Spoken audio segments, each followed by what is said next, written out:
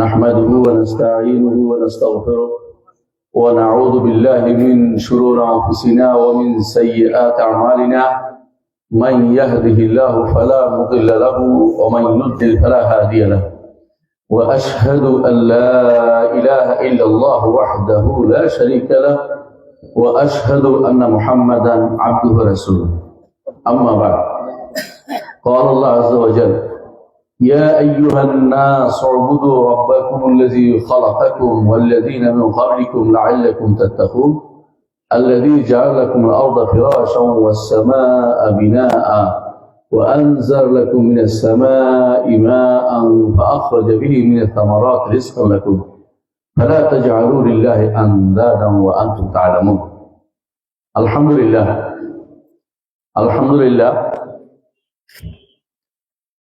দারুল ঈমান ইসলামী কমপ্লেক্স মহিলা মাদ্রাসার উদ্যোগে তৃতীয় বাৎসরিক ওয়াজ মাহফিল অনুষ্ঠিত হচ্ছে। আলহামদুলিল্লাহ, আল্লাহর শুকরিয়া আদায় করি যে আজকে শেখ প্রফেসর ডক্টর লোকমান হোসেন আমাদের মুরব্বী, মাথার তাজ, তার সভাপতিত্বে অনুষ্ঠিত হচ্ছে আজকের অনুষ্ঠান। আপনারা যারা উপস্থিত হয়েছেন এবং আমার সামনে বসেছেন, আমি মনে করি এটা আমার জন্য বিরাট পাওনা। আপনারা বিরাট সহযোগিতা করেছেন আমাকে দ্বীনের কিছু কথা বলার জন্য। আল্লাহ তৌফিক দেন, ইনশাআল্লাহ সেগুলো আলোচনা করব।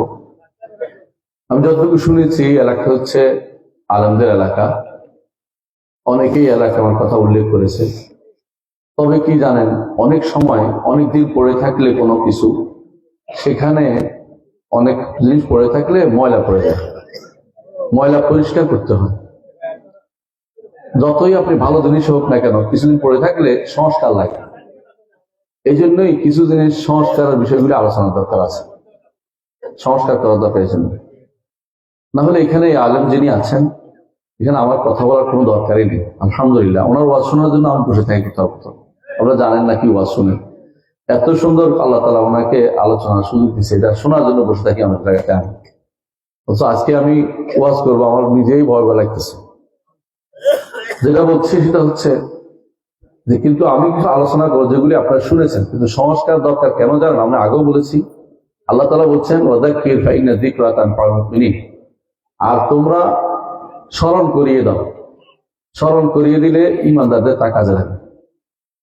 বেশিরভাগ সময় মানুষ কিন্তু ভুলে যায়, আর শয়তান মানুষদেরকে ভুলিয়ে দেয়।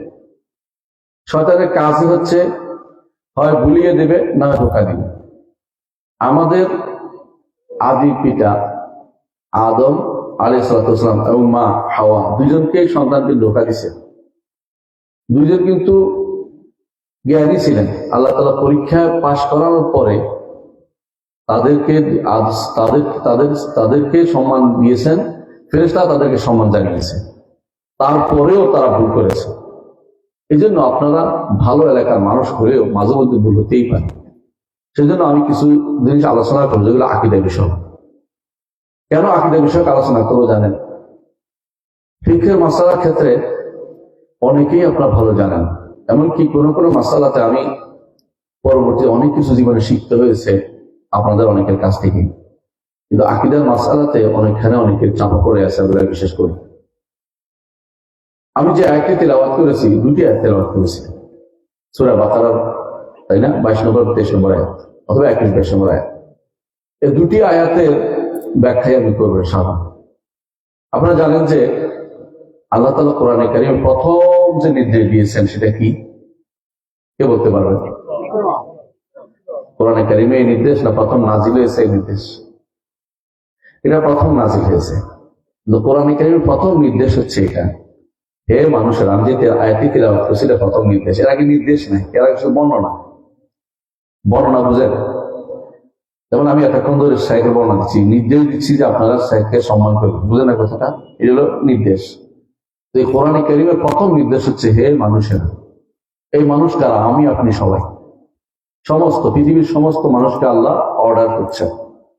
আল্লাহর অর্ডার যদি আপনি মানেন আপনার লাভ, না মানলে আল্লাহর কোনো ক্ষতি হবে না। মুহাম্মদ রাসূলুল্লাহ সাল্লাল্লাহু আলাইহি ওয়াসাল্লাম বলেছেন, হাদিসে কুদসিতে আল্লাহ তাআলা বলেন, তোমরা সবাই যদি মুত্তাকি হয়ে যাও, মুত্তাকি তো বুঝছেন, তাকওয়ার অধিকারী হয়ে যাও, একেবারে সবাই এক কলব হয়ে গেছে, এক আত্মা হয়ে গেছে যে আমরা সবাই মুত্তাকি, আল্লাহর রাজত্বে কোনো কিছু বাড়বে না। আর সবাই যদি কোনো ফাসিক ফাজির হয়ে যায়, একেবারে সবাই ফাসিক ফাজির হয়ে গেছে, আল্লাহর রাজত্বে কোনো কিছু কমবে না। তো লাভ কার? আমার লাভ, আপনার লাভ। ইমান আনলে আপনার লাভ, ইমান লাভ নেই আপনার, না আনলে আপনার ক্ষতি। লাভ ক্ষতি আপনার জন্যই আল্লাহ তাআলা এই কোরআন দিয়েছেন। আল্লাহর ইবাদত করলে আল্লাহর কোনো লাভ হয় না, ইবাদত করলে আপনার লাভ। আল্লাহ তাআলার ইবাদত করলে আল্লাহর কোনো লাভ হয় না, আল্লাহর ইবাদত আমাদের লাভ, নিজের লাভ। প্রথম যে নির্দেশ দিয়েছে আল্লাহ তাআলা সেটা হচ্ছে ইয়া আইয়ুহান নাস উবুদু রাব্বাকুমুল্লাযী খালাকাকুম, হে মানুষের ইবাদত করো তোমাদের সেই রবের যিনি তোমাদেরকে সৃষ্টি করেছেন। তো আল্লাহ আমাদেরকে সৃষ্টি করেছেন, আল্লাহ আমাদের মালিক, আল্লাহ আমাদের পরিচালক। আল্লাহ আমাদেরকে সৃষ্টি করেছেন, আল্লাহ আমাদের মালিক, আল্লাহ আমাদের পরিচালক। এই তিনটি জিনিস যে ব্যক্তি স্বীকৃতি দিবে অন্তস্থ করে, সে ব্যক্তি আল্লাহকে রব মানছে। আল্লাহকে রব মানলেই কি আপনার ঈমান হয়ে গেছে? না, আল্লাহকে রব মানলে ঈমান হয় না। কারণ আরবের মুশরিকরা আল্লাহকে রব মানত, আরবের মুশরিকরা আল্লাহকে রব মানত। আল্লাহ তাআলা কোরআনে কারীম বলেছেন, ওয়ালা ইন সাআলতাহুম মান খালাকাস সামাওয়াতি ওয়াল আরদা লায়াকুলুনা আল্লাহ, যদি তাদেরকে আপনি জিজ্ঞাসা করেন আসমান জমিন কে সৃষ্টি করেছে, তারা বলছে তারা বলবে আল্লাহ। তাহলে তারা আল্লাহকে স্রষ্টা মানে। তো রাসূল যুদ্ধ করছেন কেন? কি জন্য যুদ্ধ করলেন? আল্লাহকে তারা স্রষ্টা মানে, কিন্তু সাথে সাথে তারা শিরক করে। ওমা ইয়াকুনু আকসারুহুম বিল্লাহি ইল্লা হুম মুশরিকুন, অধিকাংশই ঈমান রাখে কিন্তু শিরক মিশ্রিত ঈমান। ইয়া আইয়ুহান নাস উবুদু রাব্বাকুমুল্লাযী খালাকাকুম, ওই আল্লাহর ইবাদত করো, ওই রবের ইবাদত করো, ওই স্রষ্টার ইবাদত করো, ওই মালিকের ইবাদত করো, ওই পরিচালকের ইবাদত করো যিনি তোমাদেরকে সৃষ্টি করেছেন। ওই মালিকের ইবাদত করো যিনি তোমাদের রব। ইবাদত তাঁরই করতে হবে যিনি সৃষ্টি করতে পারেন, যিনি মালিক হতে পারেন।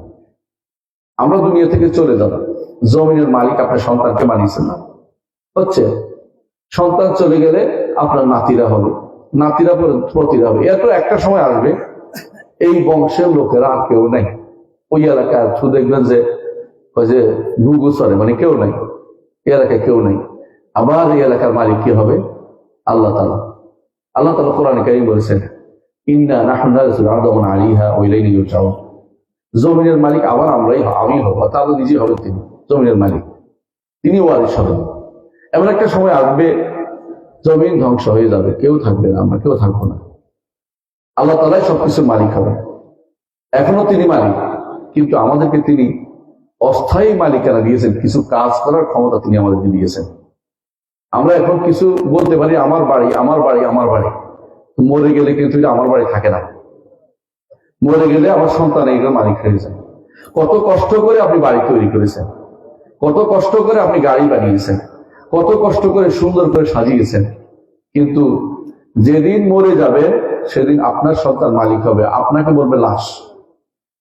ওই লাশ ঘরেও তুলবে না, উঠানে রেখে দিবে, বৃষ্টি পড়বে। আপনার সন্তান এখন ভয়ে আপনাকে যে কোনো মূল্যে আপনার জন্য ব্যবস্থাপনা করে যে ঘরে তোলা যাবে না, বাবাকে যত তাড়াতাড়ি সম্ভব মাটির নিচে দিয়ে আসি। মালিক কিন্তু সন্তান হচ্ছে, আবার সন্তানও মালিক না, সেও কয়েকদিন পর আবার একই জায়গাতে চলে যাবে সবাই।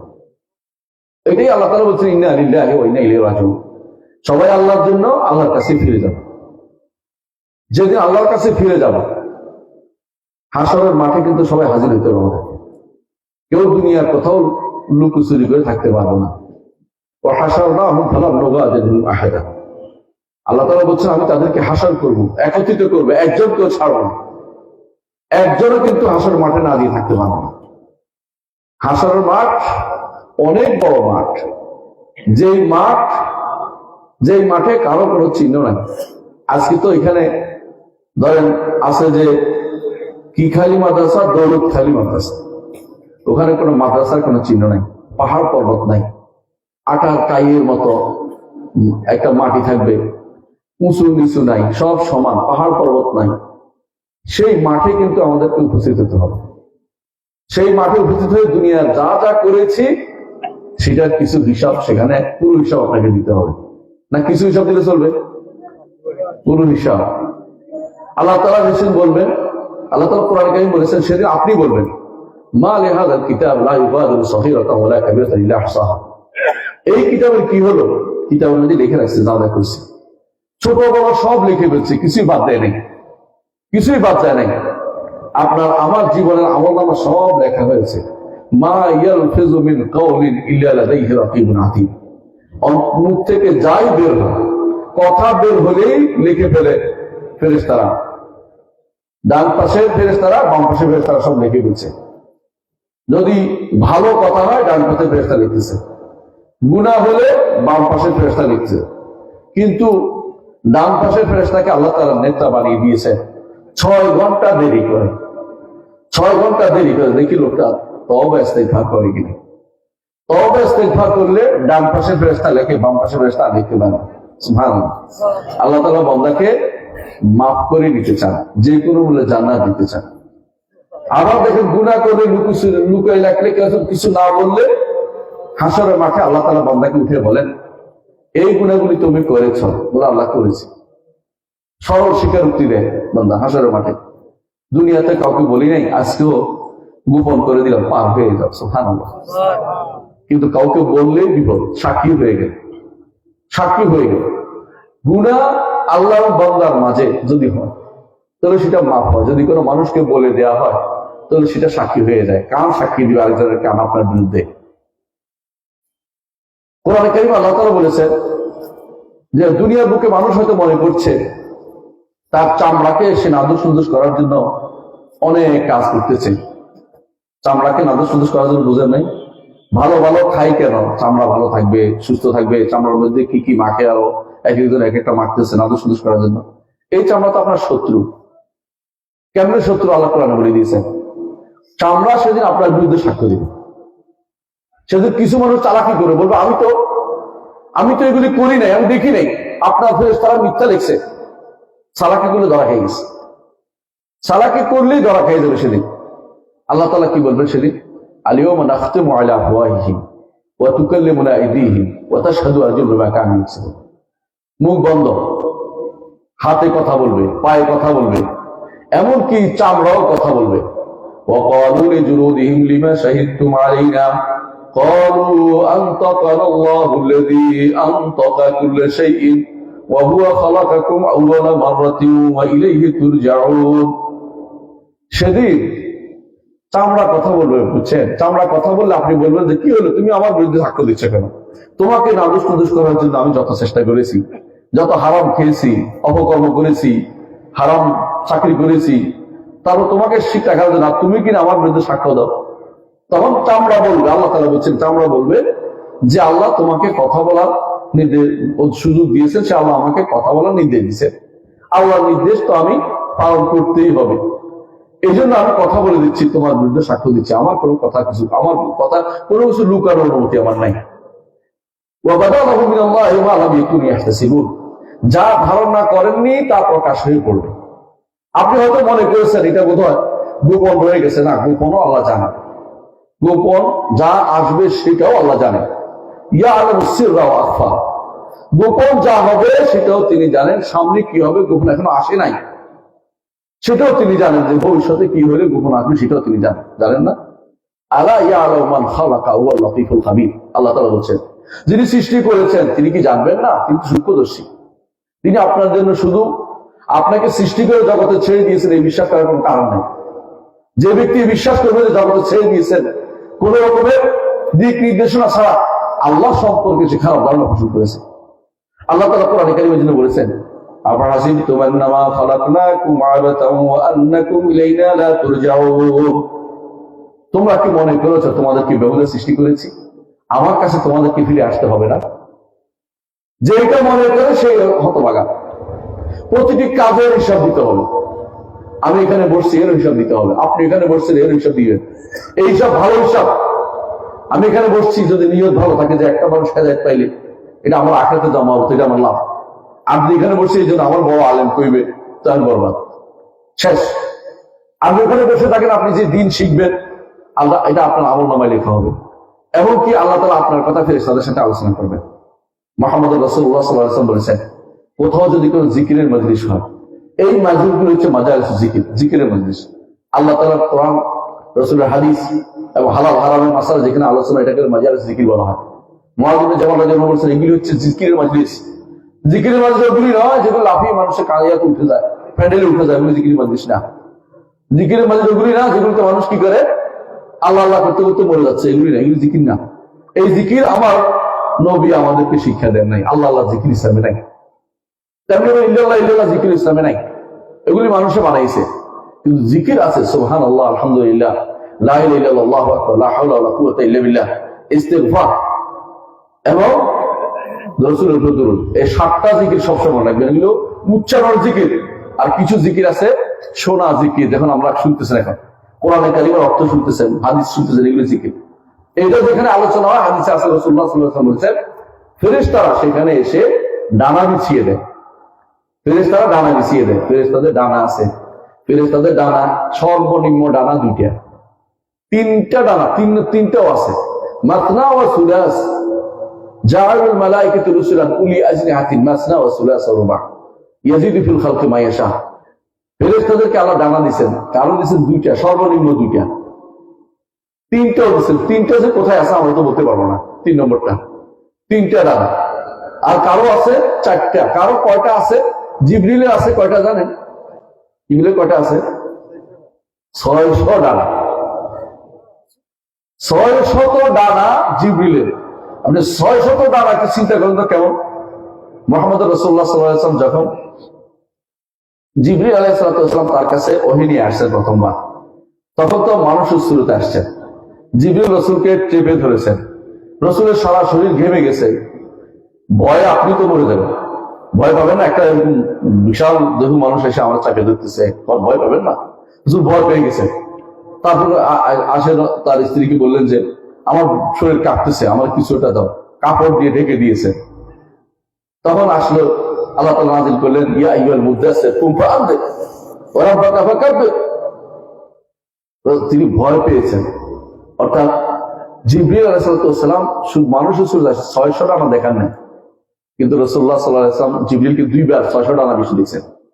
একবার হচ্ছে কিছুদিন পরে রাসূল হাঁটতেছেন, দেখতে পাচ্ছেন না কিছুই, হঠাৎ করে দেখেন যে আকাশ পুরো হয়ে 600 ডানা বিশিষ্ট জিবরিল দাঁড়িয়ে আছে।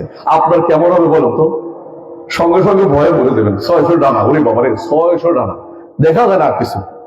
জিবরিল আসল সুরত দেখছে মুহাম্মদ রাসূলুল্লাহ সাল্লাল্লাহু আলাইহি ওয়াসাল্লাম। আরেকবার দেখছে কখন? যখন লাইলাতুল মেরাজ, মেরাজের রাত্রিতে যখন সিদরাতুল মুনতাহার কাছে গিয়েছেন রাসূলুল্লাহ সাল্লাল্লাহু আলাইহি ওয়াসাল্লাম, সিদরাতুল মুনতাহার কাছে গেছেন রাসূলুল্লাহ সাল্লাল্লাহু আলাইহি ওয়াসাল্লাম। কোথায় গেছে? সিদরাতুল মুনতাহা কোথায়? 7 আসমানের উপরে, 7 আসমানের উপরে সিদরাতুল মুনতাহা। এর অর্থ হচ্ছে এটা হচ্ছে সীমা, মুনতাহা মানে শেষ, সিদরা মানে বড়ই গাছ। এখানে একটা কুল গাছ আছে, বড়ই গাছ আছে, এক একটা বড়ই কলসির মতো, বিরাট কলসির মতো। এমন মটকা আছে না, গাজী টাঙ্কির মতো এত বড়, মানে মটকার মতো এক একটা। রাসূল বলছে কুরাল হাজার এলাকায় কুল্লার মতো এত বড় এক একটা বড়ই, কয়জনে খাবেন আপনি? এই বিশাল বড়ই গাছ, এই বড়ই গাছের মধ্যে বড়ই গাছ পর্যন্ত সীমা, এর উপরে উঠার অনুমতি নাই জিবরিলের। ওখানে যাওয়ার পর রাসূলুল্লাহ সাল্লাল্লাহু আলাইহি ওয়াসাল্লামের জন্য কি আসলো? তাকে উপরে উঠিয়ে নেওয়া হইল। আপনারা বলেন রফরফ, এটা হাদিসটা শুদ্ধ না। রফরফ আসছে এই কুল গাছের উপরে এসে সেটা পড়ছে। কুল গাছ মানে যে বড়ই গাছটার উপরে পড়ছে। এর সৌন্দর্য রাসূল বর্ণনা করতে পারে নাই। এটা আল্লাহ তাআলা কোরআনে কারীমে সূরা আন-নাজমের মধ্যে বলছে, ইজ ইয়াগশা সিদরাতা মা ইয়াগশা মা যাগাল বাসার ওয়া মা তাগা লাকাদ রাআ মিন আয়াতি রাব্বিল কুবরা।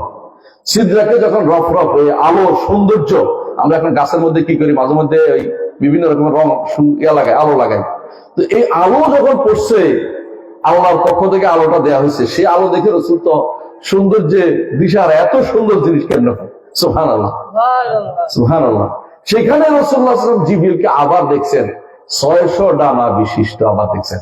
আল্লাহ তাআলা এজন্য বলছেন, লাকাদ রাআ মিন আয়াতি রাব্বিহিল কুবরা। আল্লাহর বড় নিদর্শন দেখছে তিনি সেখানে। একদিকে সিদরাতুল মুনতাহার উপরে যা পড়ছে, আরেকদিকে জিবরিলের ডানা। এই বিশাল দেখে তিনি অত্যন্ত খুশি হয়ে গেছেন রাসূলুল্লাহ সাল্লাল্লাহু আলাইহি ওয়াসাল্লাম। তারপরে সেখানে উপরের দিকে আর জিবরিল নাই, সেখানে মুহাম্মদ রাসূলুল্লাহ সাল্লাল্লাহু আলাইহি ওয়াসাল্লামকে আল্লাহ তাআলা নিয়ে গেছেন। কি উপায়ে নিয়েছেন এটা আমরা বর্ণনা করি না। এখানে বেদাতীরা কি বলে জানেন? বেদাতিরা বলে একটা পিঠ আসছিল, সে পিঠে উড়ে নিয়ে গেছে। আচ্ছা, সে পিঠটা কে ছিল? আব্দুল কাদের জিলানী ছিলেন। নাউযুবিল্লাহ। এরা বলে যে আব্দুল কাদের জিলানীর পিঠের মধ্যে পায়ের দাগ দেখে তার মুরিদেরা জিজ্ঞাসা করেন, হুজুর আপনার পিঠে পায়ের দাগ কেন? কয়েছে আমি তো সেই রফ ছিলাম যেটাকে আমার পিঠে চড়ে তিনি ওখানে চলে গেছেন। নাউযুবিল্লাহ। বেদাতিরা কি করে? আব্দুল কাদের জিলানী রাহমাতুল্লাহ, তিনি ইমাম ছিলেন, আলেম ছিলেন, ওনাকে নিয়ে বাড়াবাড়ি করতে করতে ওনাকে তাগুত বানিয়ে গেছে। ওনাকে নিয়ে এমন সব কথা বানাইছে যেটা কল্পনা, মানে মানুষ চিন্তাও করতে পারে, মিথ্যা কথাগুলি বানিয়ে দিয়েছে ওনার নামে, যে উনি এটা ছিলেন, এটা ছিলেন, এটা ছিলেন। ওনার নামে একটা নাম দিচ্ছে কসিদা গাউসিয়া। কসিদা গাউসিয়ার মধ্যে শিরকে ভরা। এটা কি? সেটা হচ্ছে এটা আমার এই ক্ষমতা, আমার এই ক্ষমতা, আমার এই ক্ষমতা। এটা কোনদিন আলেমরা বলে না, এগুলি হচ্ছে জাহেলদের কথা। অলির নামে মিথ্যাচার করে তারা কি করেছে? এই জিনিসগুলো তারা আবিষ্কার করেছে। কথা বলছেন কিনা? তো যেটা বলছিলাম যে মুহাম্মদ রাসূলুল্লাহ সাল্লাল্লাহু আলাইহি ওয়াসাল্লাম তিনি কোথায় গেছেন? মেরাজের রাত্রিতে গেছেন আল্লাহর কাছে, আরশের কাছে গেছেন। আরশের কাছে যাওয়ার পরে আল্লাহ তাআলা ফাআউহা ইলা আবদি মা আওহা, আল্লাহ তাআলা তার বান্দার কাছে অর্থাৎ মুহাম্মদ রাসূলুল্লাহ সাল্লাল্লাহু আলাইহি ওয়াসাল্লামের কাছে যা ওহী প্রেরণ করেন তা ওহী প্রেরণ করেছেন। আল্লাহ তাআলা তাকে আবার দুনিয়াতে পাঠিয়ে দিয়েছেন। এক রাত্রির ঘটনা সবই আল্লাহ তাআলা তাকে আবার দুনিয়াতে পাঠিয়ে দিয়েছেন। আল্লাহ তাআলা তাহলে কোথায় আছেন বলেন তো? আরশের উপরে। আল্লাহ তাআলা আরশের উপরে, সৃষ্টির ভিতরে তিনি নন। কেউ যদি মনে করে যে আল্লাহ তাআলা সৃষ্টির ভিতরে, কেউ যদি মনে করে আল্লাহ তাআলার পায়ে কেউ সিজদা করে, কেউ যদি মনে করে আল্লাহ তাআলার কুদরতি পায়ে সিজদা করে, সবগুলি পথভ্রষ্ট। কেউ যদি মনে করে যে আল্লাহর পায়ে সিজদা করতে, সে ব্যক্তি কাফের। আমরা সাল জিজ্ঞাসা করি, সাত থেকে না সাতটা জিজ্ঞাসা করি, সে ব্যক্তি কাফের। কেন? স্রষ্টা এবং সৃষ্টি আলাদা। আল্লাহর উপর ঈমানের শর্ত, আল্লাহর উপর ঈমানের কয়েকটা শর্ত আছে। এক নম্বরে বিশ্বাস করতে হবে এটা, আল্লাহ তাআলা তিনি সবকিছুর উপরে, সবকিছুর আরশের উপরে। আরশ হচ্ছে সবকিছুর উপরে সৃষ্টি, তার উপরে আল্লাহ, আর উপরে এরকম আর কিছু নাই, আল্লাহই আছেন। আরশের উপরে আল্লাহ। আপনার কাছে স্পেস মনে হলে ভুল হবে, আল্লাহই আছেন। স্পেস তো আমাদের দরকার, আল্লাহ আমাদের ব্যবস্থা করলে স্পেসের, এই যে স্পেস পাচ্ছি আমরা, এটা আমাদের জন্য আল্লাহ সৃষ্টি করে দিয়েছেন। নড়াচড়া করার জন্য, খেত খামার করার জন্য, হিজরত করার জন্য, হজে যাওয়ার জন্য, উড়ার জন্য। আল্লাহর জন্য আপনি এগুলি কোনটাই বলবেন না যেগুলি আল্লাহ বলে নাই। আরশের উপরে তিনি আছেন। আরশ বিশাল, আরশ বিশাল। আল্লাহ তাআলা সৃষ্টির ভিতরে নন। তিনি যখন নেমে আসেন নিকট আসমানে, নিকট আসমানে নেমে আসেন প্রতি রাত্রিতে, শেষ রাত্রিতে নেমে আসেন। আপনি বলতে পারেন শেষ রাত্রি তো আমাদের এখানে হয়, ওখানে হয়, ওখানে হয়, সবখানে তিনি নামেন। তবে তার নামা আমাদের নামার মতো না, এটাই জানতে হবে। তার নামা যেমনি ভাবে তার জন্য উপযুক্ত, সেভাবে তিনি নেমে আসেন। সুতরাং তার নামা কিভাবে নামে জিজ্ঞাসা করবেন না। হাদিসে আছে, আমরা সেটা মানি। আমরা আহলুল হাদিস হিসাবে সেটাই মানি যে হাদিসে আছে, এটা আমরা মানি, ধরন জানি না। তবে আল্লাহ তাআলা নেমে আসেন, তিনি আরশের উপরে আছেন। কোথায়? আরশের উপরে বিশ্বাস করতে হবে। কিন্তু তার পায়ে সিজদা করে অনেকেই বলে, আপনাদের আশেপাশে মসজিদগুলোতে আমি শুনেছি, সুবহানাল্লাহ, আমার কলিগ, কুষ্টিয়ার কলিগ, উনি বলতেছে, স্যার আমাকে বলছে, স্যার আমরা যে আল্লাহর পায়ে সিজদা করি, এটা অস্বীকার করো মুখে। আমি আল্লাহর পায়ে তো আমরা সিজদা করি না, আমরা সিজদা করি মাটিতে। আল্লাহকে সম্মান করার জন্য, আল্লাহর নির্দেশ পালনের জন্য আমরা মাটিতে সিজদা করি। আল্লাহর পায়ে সিজদা করলে বলে ইমান নাই, এ ব্যক্তি ইমান নাই, এ ব্যক্তি জাহান্নামে যাবে যদি কোনো বিশ্বাস করে মরে যায়। কথা বলছেন কিনা? এটা বুঝতে হবে। আকীদা বিশ্বাসটা শুদ্ধ না হলে তো সব শেষ। আল্লাহকে মনে করতে হবে সবকিছুর উপর, আবার মনে করতে হবে আল্লাহ সবচেয়ে বড়। আল্লাহ কি? সবার চেয়ে বড়। কিরকম বড় বলেন তো? আসমান জমিন হইতে শুরু করে যত সৃষ্টি আছে, যত সৃষ্টি আছে সবগুলি আল্লাহ মুষ্টির ভিতরে জায়গা হবে। আল্লাহ কোরআন বলছেন, ওয়াল আরদু জামিআন ক্বাবদাতুহু ইয়াওমাল কিয়ামাহ, কিয়ামতের দিন আল্লাহ তাআলা সমস্ত জমিনকে মুঠির ভিতরে রাখবেন। মুষ্টির ভিতরে বলতে আমাদের মুষ্টি দিচ্ছেন না, আমাদের মুষ্টিতে কিছু জায়গা হয় না, কিন্তু আল্লাহর মুষ্টিতে আসমান জমিন সবগুলি আল্লাহ একটা ডান হাতের উপর থাকবে, একটার ভিতরে জমিন পুরোটা জায়গা হবে। জমিন কত বড় বুঝছেন? বুঝেন নাই? আসমানের নিচে যা আছে সবগুলি জমিন। তো এখন যারা স্পেস আবিষ্কার করতেছে, আবিষ্কার কি করতেছে? বলতেছে পৃথিবী হচ্ছে বিশাল স্পেসের মধ্যে ছোট্ট একটা ফোঁটা মাত্র, তাহলে এরকম সবটা আল্লাহ দৃষ্টির ভিতরে জায়গা। আল্লাহ কত বড় আযীম, এই আযমতের কথা আপনি কি বলেন? সুবহান রাব্বিয়াল আযীম, আমার রব কতই না বড়, তিনি কতই না পবিত্র। বুঝছেন তো? আপনি কতই ক্ষুদ্র। যে ব্যক্তি নিজেকে ক্ষুদ্র ভাবতে পারবে আল্লাহ তাকে জান্নাত দিবেন। যে ব্যক্তি নিজেকে বড় অহংকারী করবে জাহান্নামে যাবে। বড় অর্থ অহংকারী করে। আর যে ব্যক্তি মনে করবে আমি খুবই নগণ্য একটা ব্যক্তি, আল্লাহ তাআলা তাকে জান্নাত দিয়ে ধন্য করবেন। নিজে কোনোদিন অহংকারী হতে পারবেন না। বুঝলেন কি না কথাটা? আপনি আমি যা যা করছি সবই আমরা তার দাসত্বের জন্য করতেছি। সালাত কি জন্য পড়ি? আমি তার দাস, সেজন্য দাস। বুঝলেন তো? দাসের নিজের কোনো অস্তিত্ব থাকে না, মনিবে যা বলে তা করতে হয়। দাসের নিজের কোনো মালিকানা থাকে না, মনিবে যা দিচ্ছেন সেটা অনুসারে চলতে হয়। দাস এবং মনিবের পার্থক্য এখানেই, যে দাসের কথা হচ্ছে যে আমি আমার মনিবে দাসত্ব করে যাব, আমার নিজের স্বাধীনতা, মনিব যা দিয়েছে তার মধ্যে আমাকে থাকতে হবে। কথা বুঝছেন? মনিব আমাকে বলছে যে তুমি ইবাদত করো, ইবাদত করার জন্য স্বাধীনতা দিছে। আবার ধরেন কোন প্রাণীকে ইবাদত করতে নির্দেশ দেয় নাই, সে স্বাধীনতা দেয় নাই। গরুকে স্বাধীনতা দেয় নাই, আবার ইবাদত করার নির্দেশ দেয় নাই। খেয়াল করছেন? আবার ইয়াকে গাছ এবং তরুলতাকে আল্লাহ সিজদা করার নির্দেশ দিচ্ছেন। এই জন্য এটা এমনি পড়ে থাকে সবসময় মাথাটা, দেখছেন না? তাদের সিজদা তাদের মতো করে, কিন্তু স্বাধীনতা দেয় না যে এখান থেকে হাইটে যায় ওখানে চলে যাবে, তা কিন্তু না। এক জায়গায় তারা স্থবির হয়ে আছে। আপনাকে একটু বেশি স্পেস দিয়েছে, আপনি বেশি চলাফেরা করতে পারেন, কিন্তু আপনি এটা মনে করেন না যে আপনি স্বাধীন হয়ে গেছেন। বেশিরভাগ মানুষ স্বাধীনতা খুঁজে, স্বাধীনতা খুঁজেন না। আপনাকে একটা জিনিস দিছে কি, ভালো মন্দ দুইটার মধ্যে কোনটা নিবে এটা আপনাকে সুযোগ দিয়েছে, বিবেকটা দিয়েছে যে ভালো মন্দ দুইটা তুমি বেছে নিতে পারো, ভালো মন্দ দুইটা বেছে নিতে পারো, এটা বিবেকটা দিয়েছে। কথা বলছেন কি? আপনি স্বাধীনতা খুঁজেন না।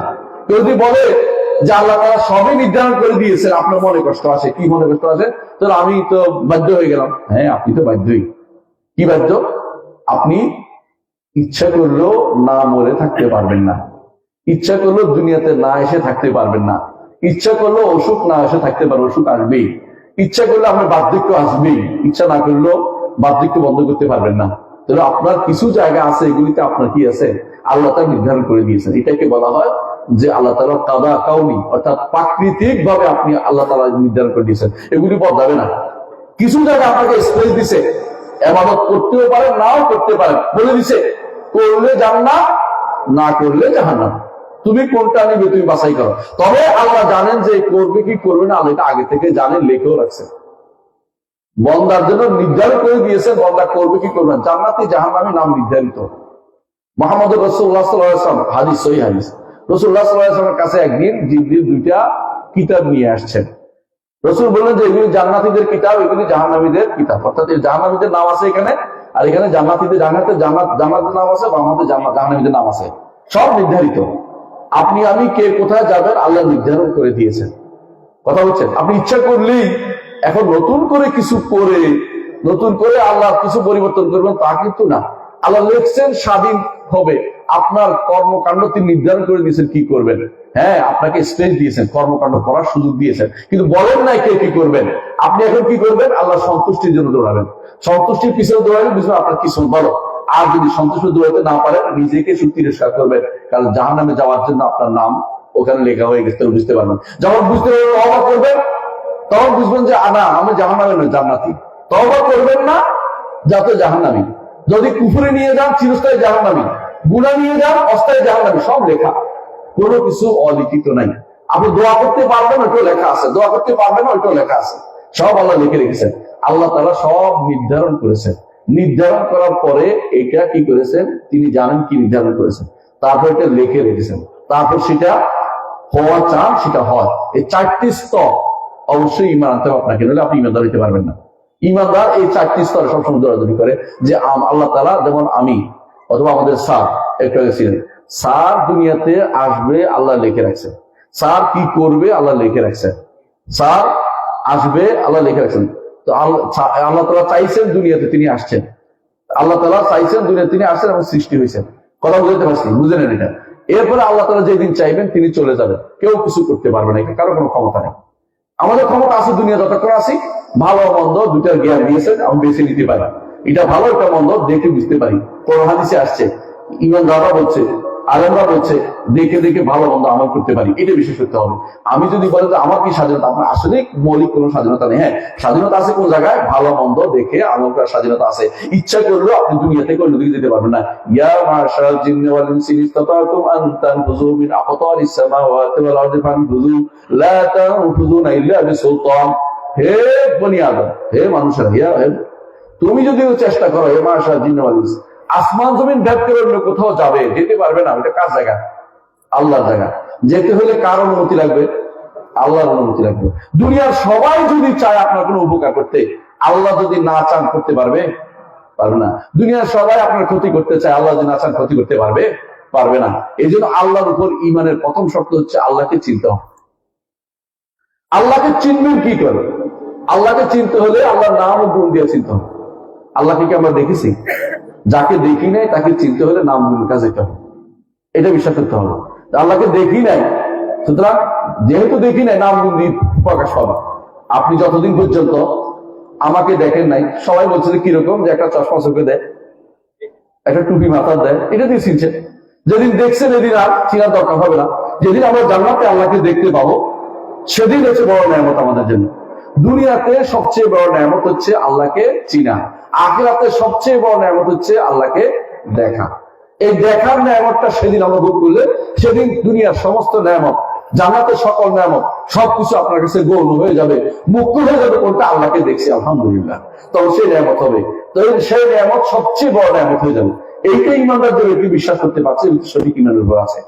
এইটা বড় ইমানের কাজ। আল্লাহর নাম ও গুণগুলি স্বীকার করতে হবে, আর একমাত্র আল্লাহর ইবাদত করতে হবে, একমাত্র আল্লাহর ইবাদত করতে হবে। এটাই আল্লাহ তাআলা বলেছেন, ইয়া আইয়ুহান নাস উবুদু রাব্বাকুমুল্লাযী খালাকাকুম ওয়াল্লাযীনা মিন ক্বাবলিকুম লাআল্লাকুম তাত্তাকুন। একমাত্র আল্লাহর ইবাদত করলে আপনি মুত্তাকি হতে পারবেন। মুত্তাকি হওয়ার জন্য আমরা প্রতিদিন প্রায় আপনাদেরকে নসিহত শুনাই না? প্রতিটা জুমার দিনে এই আয়াতটা পড়া হয়, ইয়া আইয়ুহান নাস ইত্তাকু রাব্বাকুমুল্লাযী খালাকাকুম ইয়া আইয়ুহাল্লাযীনা আমানুত্তাকু। কত দোয়া আছে, কত বার বলে ইত্তাকু বলে, তাকওয়ার কথা বারবার বলে। এই তাকওয়া আসলে কি? তাকওয়ার মূল হচ্ছে অবশ্যই ইবাদত একমাত্র আল্লাহর জন্য করতে হবে, এটা সবচেয়ে বড় তাকওয়া। যে ব্যক্তি একমাত্র আল্লাহর ইবাদত করতে পেরেছে, সে ব্যক্তি তাকওয়ার প্রথম স্তরটা নিতে পেরেছে। সর্বোচ্চ স্তর হচ্ছে আল্লাহর ইবাদত করেছে, নফল ইবাদত করেছে, আল্লাহ ছাড়া আর কোনো চিন্তা যার জীবনে হলো কাউকে স্থান দেয় না, কোথাও আল্লাহর কথাই শুধু চিন্তা করেছে এবং ভয় করেছে যে আল্লাহর সামনে আমাকে যেতে হবে। ওয়ালিমান খাফা মাকাম রাব্বিহি জান্নাতান। যে ব্যক্তি ভয় করবে যে আমাকে আল্লাহর সামনে দাঁড়াতে হবে, সে ব্যক্তির জন্য আল্লাহ দুটি জান্নাত রেখেছে। সুবহানাল্লাহ, দুটি জান্নাত। আল্লাহর সামনে দাঁড়াতে হবে, ভয় করতে হবে যে আল্লাহর সামনে দাঁড়াবে। আল্লাহর সামনে কি দাঁড়ালে কথা বলা লাগবে না? রাসূলুল্লাহ সাল্লাল্লাহু আলাইহি ওয়াসাল্লাম বলেছেন, মা মিনকুম মিন আহাদিন ইল্লা ওয়া সায়াকাল্লিমু রাব্বুহু লাইসা বাইনাহু ওয়া বাইনাহু তুরজুমান। তোমাদের প্রত্যেকের সাথে আল্লাহ কথা বলবেন, অনুবাদক লাগবে না। তোমাদের প্রত্যেকের সাথে তার রবের কথা বলবেন, অনুবাদক লাগবে না। আপনার সাথে আমার সাথে কথা বলবেন। আপনার মনে হতে পারে যে কেমনে আমার সাথে ওনার সাথে কতদিন লাগে কথা বলবেন, না, ইন্না রাব্বাকা সারিউল হিসাব। একসাথে তিনি সবার সাথে কথা বলতে পারেন, একসাথে। এখন তিনি আমাদের সবার আগে শোনেন কিনা, আমরা আমার কথা শুনেন কিনা, একসাথে কথা জবাব দেন কিনা। আমি যখন বলি আলহামদুলিল্লাহ রাব্বিল আলামিন, আল্লাহ কি বলেন? হামাদানি আব্দি, আমার বান্দা আমার প্রশংসা করলো। যখন বলি আর রহমানির রহিম, আল্লাহ কি বলেন? আসনা আলাইয়া আব্দি, আমার বান্দা আমার স্তুতি গাইলো। যখন বলে মালিক ইয়াউমিদ্দিন, আল্লাহ কি বলেন? আল্লাহ বলেন মাজ্জাদানি আব্দি, আমার বান্দা আমার মর্যাদা অনেক উপর উঠে দিয়েছে মর্যাদা। আমি সেদিনের মালিক, সত্যি সত্যি আমি মালিক, সেদিন আর কেউ মালিক নয়, একমাত্র আল্লাহ মালিক। সেদিন আমার বান্দা আমাকে স্বীকার করে দিচ্ছে, আমাকে সম্মানের উচ্চ আসনে বসিয়েছে, আমার বান্দা সম্মানের সাথে আমাকে রেখেছে। এই যে প্রতিটা কথা জবাব দেয়, এটা বিশ্বাস করেন তো? বিশ্বাস করেন কিনা? নামাজ যখন পড়েন, সালাত যখন আদায় করেন, আপনার কথাও জবাব দেয়, পাশের লোকেরটাও দেয়, উনি ইমাম সাহেবটাও দেয়। সারা পৃথিবীতে একসাথে কত সালাত আদায় করতেছে, সবার জবাব একসাথে আমার রব দিচ্ছে কিনা? অসুবিধা হচ্ছে? ঠিক একই সময়ে আমার রব সবার হিসাব নিবেন, কোনো অসুবিধা হবে না। সুবহানাল্লাহ, দুনিয়ার সবার হিসাব তিনি একসাথে নিবেন। ইন্না রাব্বাকা সারিউল হিসাব, একসাথে তিনি সবাই হিসাব দিবেন। আবার ভিন্ন ভিন্ন, একজনের কোনো ডিস্টার্ব হয় না, একজন ডিস্টার্ব হয় না। খুব আস্তে বললো তিনি এখন শোনেন, জোরে বললেও শুনেন। আল্লাহ বলছেন সাওয়াউম মিনকুম মান আসরাল কাওলা ওয়া মান জাহারা বিহি ওয়া মান হুয়া মুস্তাকিম বিল-লাইলি ওয়া সাবিন বিন-নাহার। যে ব্যক্তি জোরে বলে তারটাও শুনেন, আস্তে চুপিসারে কানে কানে বললেও শুনেন, মনের ভিতরে কি আছে সেটাও তিনি জানেন। অর্থাৎ গোপনে যদি কোনো অন্ধকারে ঘুরে বেড়ায় সেটাও তিনি দেখতে পান না, তার কাছে সবাই সমান। একটা ঘটনা বলি, শুনতে পারেন। মুহাম্মদ রাসূলুল্লাহ সাল্লাল্লাহু আলাইহি ওয়াসাল্লাম একদিন বসা ছিলেন, আয়েশা রাদিয়াল্লাহু আনহা সেখানে ছিলেন। এমন সময় এক মহিলা কাঁদতে আসছে। কান্নার জোরে বোঝা যায় না, মেয়েরা সাধারণত কান্না শুরু করলে কিছু বোঝা যায় না, কি বলে, মানে এমন জোরে কাঁদতেছে কিছু বোঝা যাচ্ছে না। আয়েশা রাদিয়াল্লাহু আনহা বলে, আমি শুনতে পাচ্ছি না মহিলা কি বলছে, বোঝা যায় না। কারণ বেশি বেশি বৃদ্ধ মহিলা ওয়াইফ বেশি বেশি করছে, হায়রে কি হবে করতেছে। খাওলা রাদিয়াল্লাহু আনহা তিনি, কিন্তু ঘটনা হচ্ছে তার স্বামী তাকে বৃদ্ধ বয়সে জেহার নামক তালাক দিয়েছে। তো এই বয়সে কি করবে তিনি, হায় রে আমার এই করলো, বুড়ো বয়সে বৃদ্ধ মানুষটা কি করলো রে, চিল্লাচিল্লি করে আসতেছে। আয়েশা যেমন, আমি কিচ্ছু বুঝি না, কিন্তু আল্লাহ তাআলা বুঝছেন। আল্লাহ আয়াত নাযিল করলেন। কি قد سمع الله قول التي تجادلك في زوجها وتشتكي إلى الله والله يسمع تحاوركما إن الله سميع بصير। দেখছেন দর্শক, আয়েশা রাদিয়াল্লাহু আনহা পাশে থেকে বুঝে না, কিন্তু আল্লাহ কিন্তু শুনছে। আল্লাহ আয়াত নাযিল করে দিয়েছে, কাদের সামনে আল্লাহ শুনে ফেলছে মহিলার চিৎকার। আল্লাহ বলতেছে এই মহিলার চিৎকার আল্লাহ শুনছে, শোনো এই মহিলার বিপদের সমাধান এভাবে বলে দিয়েছে আল্লাহ তাআলা। এই জন্য আয়েশা রাদিয়াল্লাহু আনহা বলছে সুবহানা মান ওয়াসা সামউল আসওয়াত, ওই আল্লাহর পবিত্র বর্ণনা করছি, সমস্ত আওয়াজ যিনি একসাথে শুনতে পারেন তার আওয়াজের কোনো সমস্যা হয় না, কারো আওয়াজে কারো শুনতে কোনো সমস্যা হয় না। বিভিন্ন ভাষা একসাথে শুনতে পারবেন না, আপনি এক ভাষায় বলেন, আমার দেখবেন প্রতি 8 মাইল পর ভাষার মধ্যে চেঞ্জ আছে। আপনি দেখবেন এখান থেকে শুরু করে আপনি চিটাগাং যান, চট্টগ্রামের মানুষের ভাষা তো আমি জীবনেও বুঝি না, যদি কোনো শুদ্ধ ভাষায় বলে বুঝে আসে। শুদ্ধ ভাষা না বললে হেরা কি বলে, আমরা বলছি হায় রে অনুবাদক লাগবে আমার বোধহয়। কিন্তু আমার রব তিনি একসাথে সব শুনতে পান, সকল ভাষা বুঝতে পারেন, তার ভাষার কোনো সমস্যা হয় না। কথা আমি বুঝাতে পারছি? আমার রব সেদিন আপনার সাথে কথা বলবেন, প্রত্যেকে আল্লাহর সাথে যে কথা বলবেন, এই ধারণা এই বিশ্বাস আপনার রাখতে হবে যে আমার রবকে প্রশ্নের উত্তর কিন্তু আমাকে দিতেই হবে। আয়েশা রাদিয়াল্লাহু আনহা একদিন তিনি দোয়া করছেন, আল্লাহুম্মা হাসিবনি হিসাবান ইয়াসীরা, আল্লাহ আমাকে হিসাবে ইয়াসির, সহজ হিসাব আল্লাহ আমাকে দিন। আয়েশা রাসূলুল্লাহ সাল্লাল্লাহু আলাইহি ওয়াসাল্লাম বলেন, আয়েশা তুমি কি জানো সহজ হিসাবটা কি জিনিস? বলছে না ইয়া রাসূলুল্লাহ, আমি তো জানি না। রাসূলুল্লাহ সাল্লাল্লাহু আলাইহি ওয়াসাল্লাম বললেন, সহজ হিসাব হচ্ছে সামনে পেশ করে পার করে দেয়া, আসছে পার হয়ে যাও পার হয়ে যাও, এটাই জাস্ট হিসাব। মাগলুবকে সাহস দেবা, যাকে হিসাবে জিজ্ঞাসা করা হবে এটা কেন করলো, এটা কেন করলো, সেই ব্যক্তি বরবাদ হয়ে যাবে, তার শাস্তি ছাড়া কোনো পথ থাকবে না। আল্লাহ মুস্তাআন। কোন ব্যক্তি বাঁচতে পারবে যদি হিসাব প্রশ্ন করে। আপনি আমি হাদিসে আছে, রাসূলুল্লাহ সাল্লাল্লাহু আলাইহি ওয়াসাল্লাম হাদিসে কুদসিতে বলেন, ইন্নাকুম তাজলিমুনা বিল-লাইল, তোমরা রাতের বেলা গুনাহ করো আর তোমাদেরকে আমি ক্ষমা করে দিই দিনের বেলা গুনাহ করো, রাতের বেলা আমি তোমাদের ক্ষমা করে দিই। যদি তোমাদের গুনাহ আসমান পর্যন্ত হয়, তারপর আমার কাছে ক্ষমা চাও, শিরিক না করো, আমার কাছে ক্ষমা চাও, আমি তোমাদের ক্ষমা করে দিব। সুবহানাল্লাহ। আমার কাছে আসো শিরিক বাদে, আমি তোমাকে ক্ষমা করে দিব, বলা উপায় কোনো পরোয়া করি না, আল্লাহ ঘোষণা করেছেন। এর অর্থ হচ্ছে ইমানিয়াত আকীদার বিষয়টা শুদ্ধ সবাই রাখে দরকার। যত আমি আমল করি, ভুল তো করি, বনি আদম ভুল করে না, ভুল কথা, ভুল করেই। কুল্লু বনি আদম খাত্তা ওয়া খায়রুল খাত্তাইন আত-তাওয়াবুন, প্রতিটি বনি আদম ভুল করে, উত্তম ভুলকারী হচ্ছে ওই ব্যক্তি যে ব্যক্তি তওবা করে। বনি আদম মাত্রই ভুল করে, ভুল না করে যে ব্যক্তি ভুল করি না সে অহংকার, মিথ্যা কথা বলে। ভুল করি না যে ব্যক্তি বলে মিথ্যা কথা বলে, ভুল করেই। বনি আদম মাত্রই ভুল করে, তবে কি করতে হবে? বেশি বেশি ইস্তেগফার করতে হবে। আমার নবী ইস্তেগফারের কথা শিক্ষা দিয়েছেন। কখন ইস্তেগফার করতেন তিনি? কোথাও বসলে 100 বার, সারাদিনে 70 বার, কোথাও বসলে 70 বার, সারাদিনে 100 বার, এবার বর্ণাগুলি আসছে। রাসূল বেশি বেশি ইস্তেগফার করতেন। রাসূল তো কোনো গুনাহ ছিল না, তার আগে সব গুনাহ আল্লাহ মাফ করে দিয়েছেন, তারপরেও তিনি আল্লাহর কাছে ক্ষমা চাইতেন। তিনি আমাদেরকে এই জন্য শিখিয়ে দিয়েছেন ইস্তেগফার কিভাবে করতে হবে। আমরা যখন সালাত শেষ করি আস্তাগফিরুল্লাহ আস্তাগফিরুল্লাহ আস্তাগফিরুল্লাহ, কেন আমি যেভাবে আপনি ইবাদত করতে বলছেন সেভাবে ইবাদত করতে সমর্থ হইনি। কারণ আমি আসলেই কিছুক্ষণ যদি আপনার অর্থ কোরআন বোঝার চেষ্টা করেছি, কিছুক্ষণ আমার মন চলে গেছে কোথায়, ক্ষেতের কাছে চলে গেছে। গরুর কাছে চলে গেছে ওখানে বাজারে, কারণ মন আমার ঠিক ছিল না। আপনার আবাদত আমি যথাযথভাবে করতে পারি নাই। ইমামের জন্য সবসময় বিনয় থাকে যে আমি আবাদত করতে পারি না, আল্লাহ যদি মাফ করে দেয়, আল্লাহ যদি মাফ করে দেয়, আমার মাফ পাওয়ার কোনো সুযোগ নেই। এই যে ব্যক্তি এইটা মনে করবে যে আল্লাহর সামনে আমাকে হিসাব দিতে হবে, সেই ব্যক্তির জন্য আল্লাহ দুটি জান্নাতের ব্যবস্থা করেছে, আলহামদুলিল্লাহ। এই জন্য আল্লাহর সামনে হিসাব দেওয়ার চিন্তা যে ব্যক্তি করে, সে ব্যক্তি সত্যি সত্যি আল্লাহর ইমানটা তার পাকা পোক্ত আছে। আর যে ব্যক্তি আল্লাহর সামনে হিসাব দেওয়ার চিন্তা করে, সে ব্যক্তি বিপদে পড়বে। কেন? সেই ব্যক্তি মনে করছে যে এইগুলি বোধহয় এমনি হয়ে গেছে, চলে যাচ্ছে না, চলে যাচ্ছে না।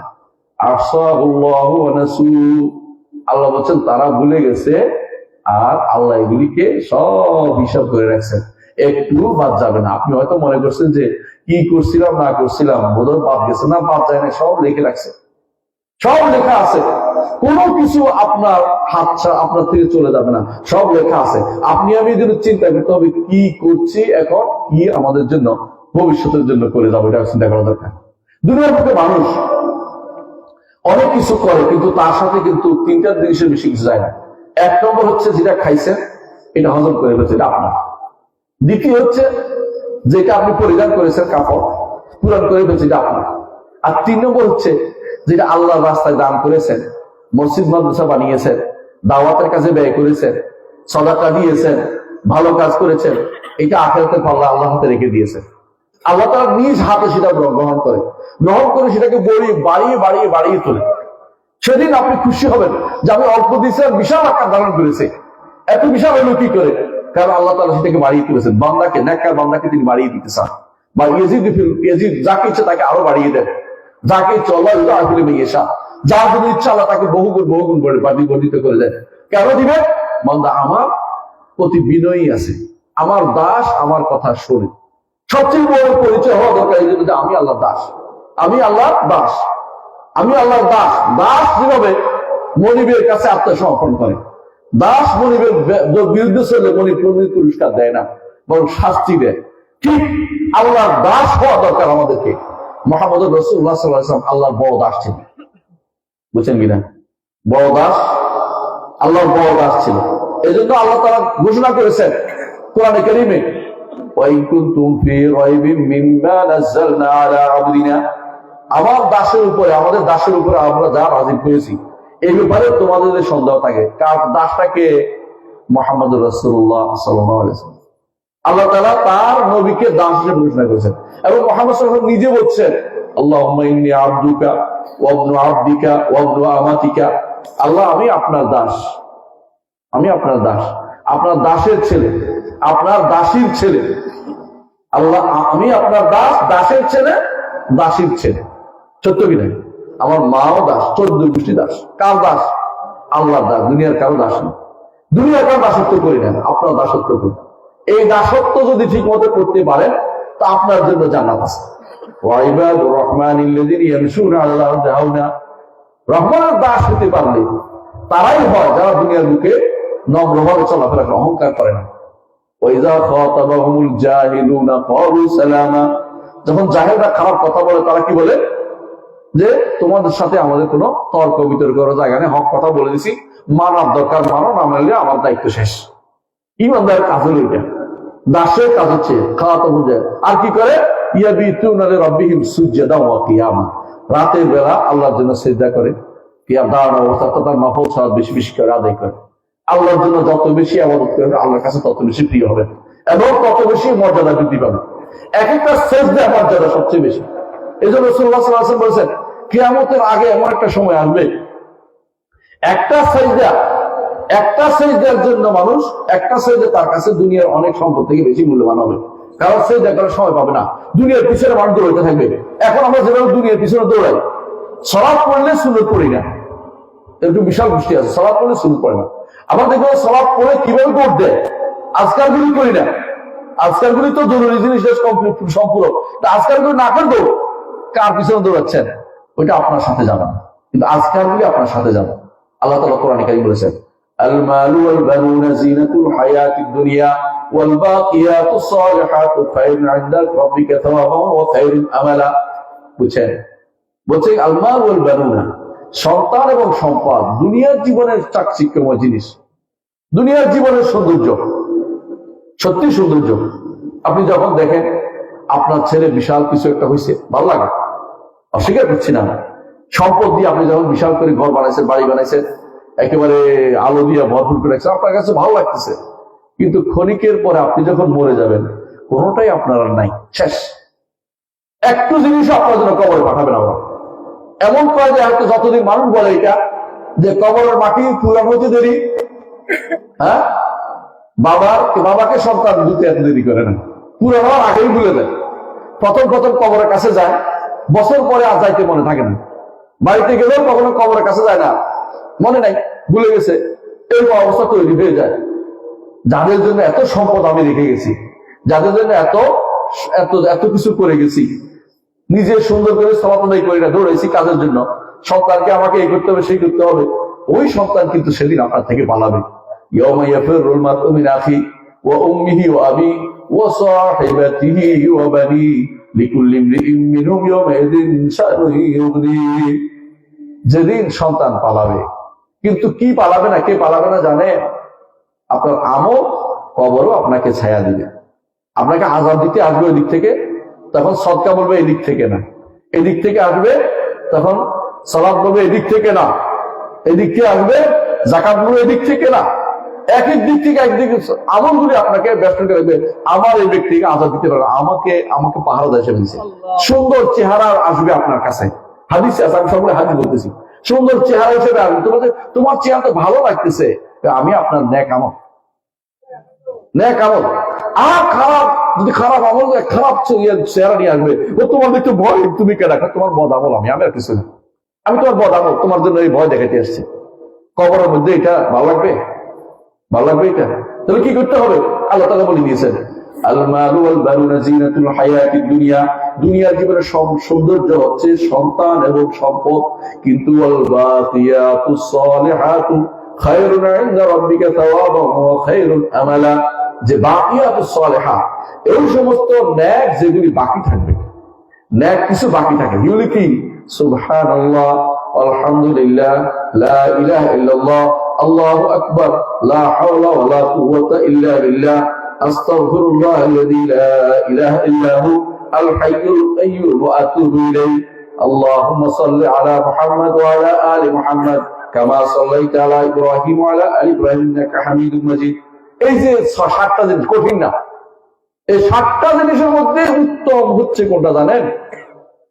লা ইলাহা ইল্লাল্লাহ। এগুলির মধ্যে সবচেয়ে উত্তম। এই যে রাসূল বলেছেন আফদালুয যিকরি লা ইলাহা ইল্লাল্লাহ, উত্তম হচ্ছে লা ইলাহা ইল্লাল্লাহ। আর এটা সহজও, সবচেয়ে বেশি সহজ। কেন সহজ? দেখেন, আপনি মুখ না খুলেও বলতে পারবেন লা ইলাহা ইল্লাল্লাহ, মুখ না খুলে বলতে পারবেন, চিন্তা করে দেখেন, বলতে পারেন। অর্থাৎ আপনি যদি কোনো মুখ খুলতে ইচ্ছা করতেছে না, তবুও পড়তে পারবেন। এটা শুধু জিহ্বা নাড়াইলে লা ইলাহা ইল্লাল্লাহ হয়ে যায় আপনার। এটা এত বেশ সহজ কেন?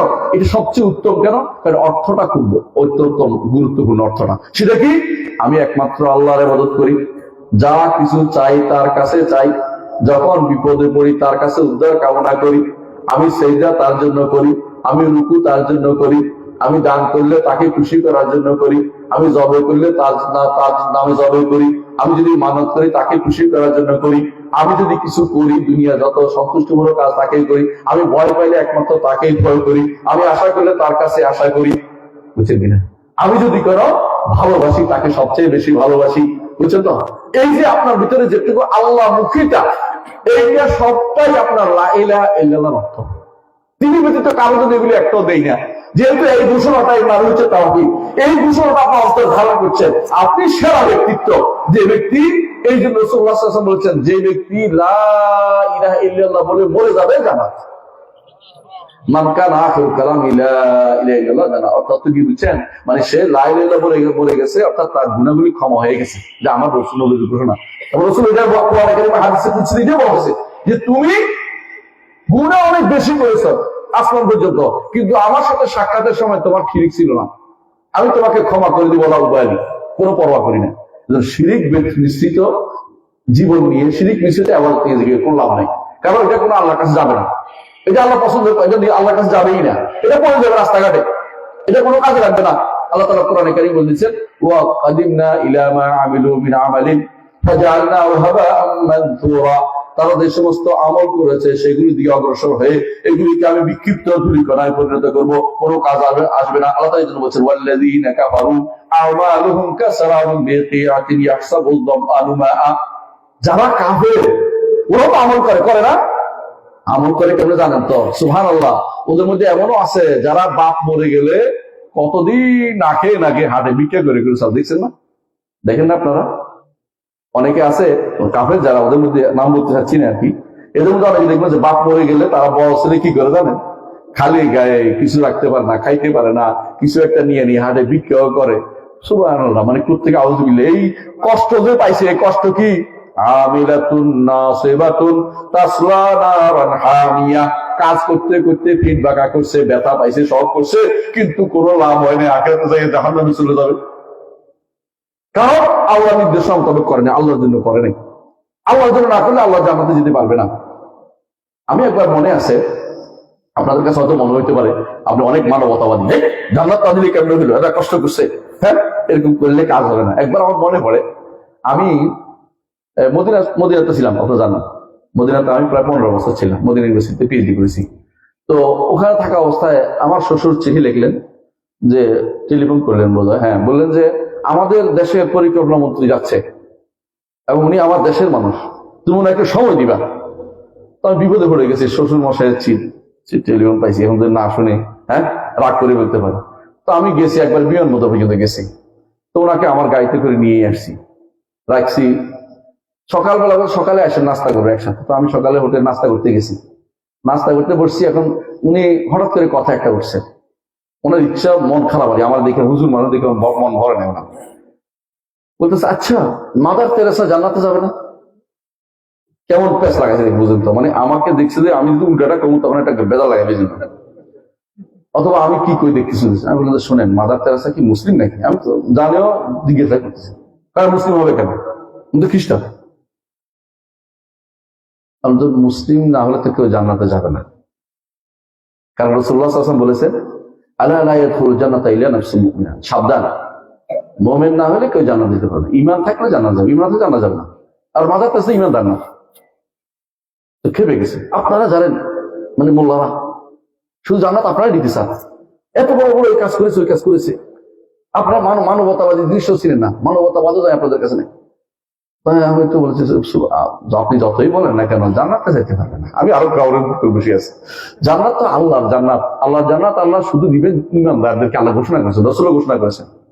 তখন আমি কিছু আলোচনা করলাম, উনি শুনলেন না, বলবো যে না এত কঠোর হওয়া যাবে না, মানে মন বড় বড় না, জান্নাত দিয়ে দিবে, আল্লাহ জান্নাত দিয়ে দিল। উনি পরিবেশ এমন জায়গায় গেছে যে এখন মারামারি পর্যায়ে চলে যাচ্ছে, বুঝছেন তো? উনি কোনোভাবে মানবে না, আমিও কোনোভাবে ছাড়বো না। আমি বলতে আমার তো করা হচ্ছে কথা, আপনি তো আবেগ দিয়ে চলতেছেন, এটাও বলে দিচ্ছি, আপনি তো আবেগ দিয়ে চলতেছেন।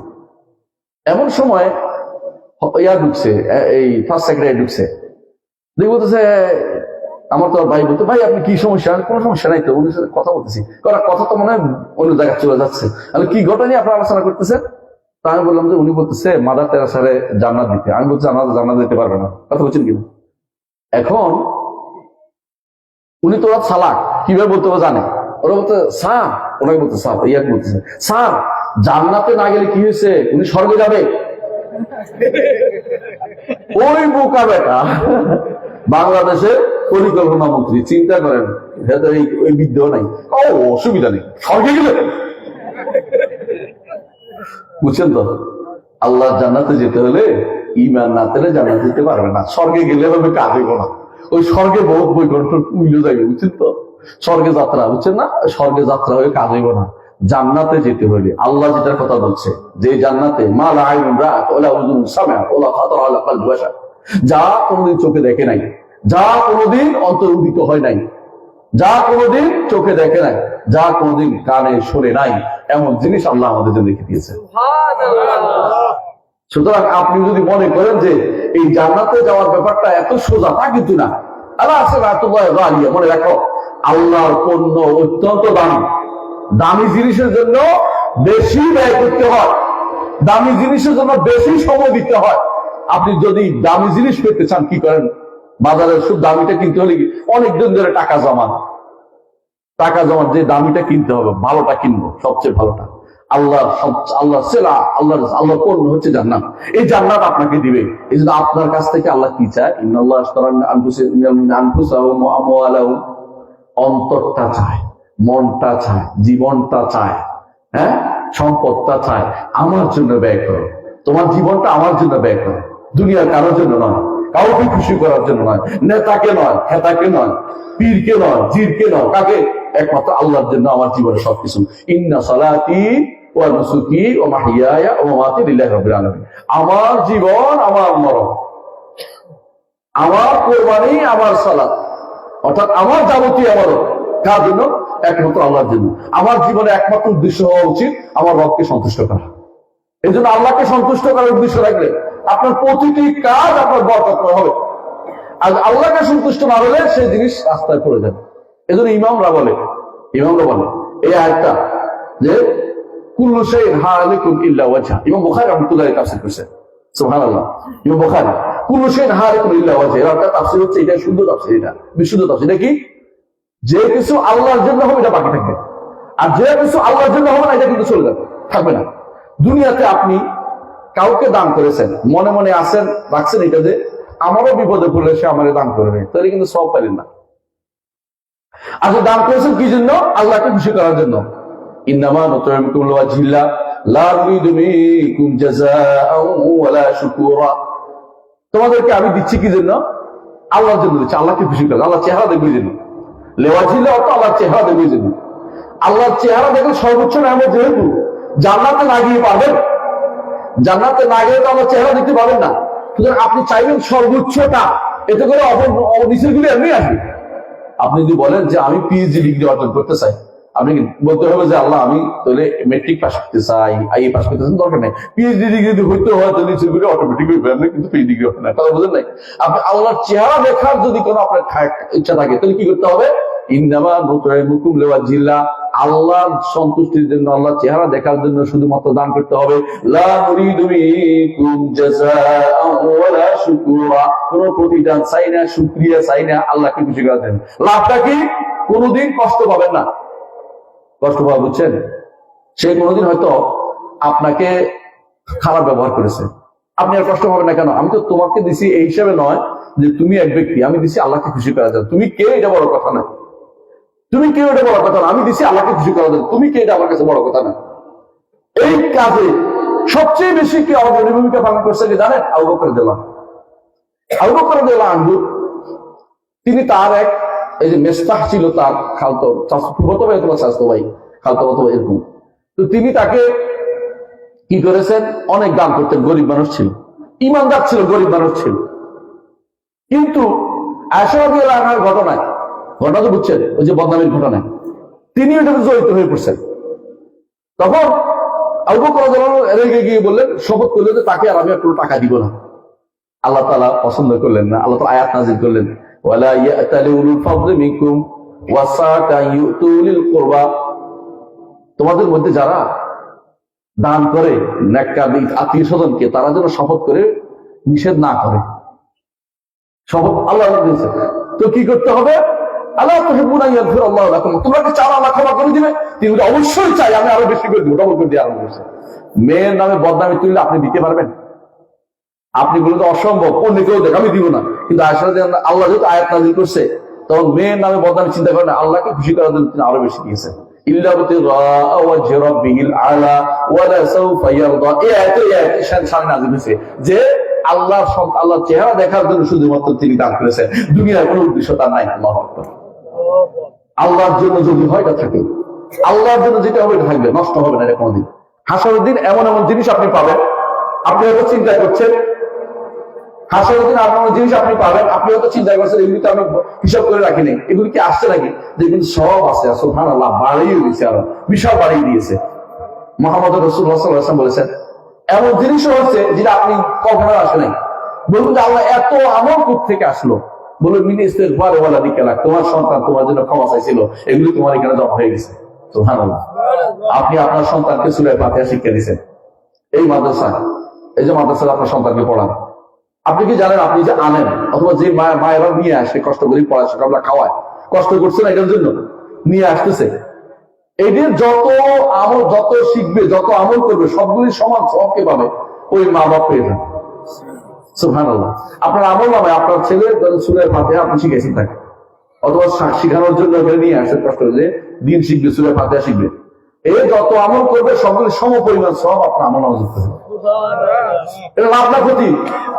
বিনা এমন এক পুঁজি দিচ্ছেন যে পুঁজিতে শুধু লাভ আর লাভ।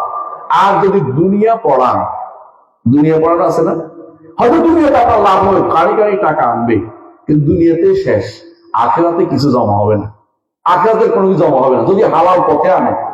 আর যদি কোনো গাড়িতে রাস্তার মধ্যে গাড়ি আটকাইয়া টাকা লয়, একটা মিষ্টি আছে তো, তাই না? নাম বলতে চাই না, তাই না? সেটা আমার গাড়িও আটকাইয়া দিয়ে টাকা লয়, এই জন্য ওই জন্য হয়তো আপনার তো দুনিয়াও বরবাদ, আখিরাতে বরবাদ হয়ে গেছে। কি আপনি এমন এক জিনিস বানাইছেন যে জিনিস দুনিয়ার মানুষের কষ্ট দিচ্ছে এবং এদের গুনাহ কাম করতেছে, ওই হারাম টাকা দিয়ে আপনারা আবার খাওয়াচ্ছে, আপনি তো মহাবিপদে আছেন।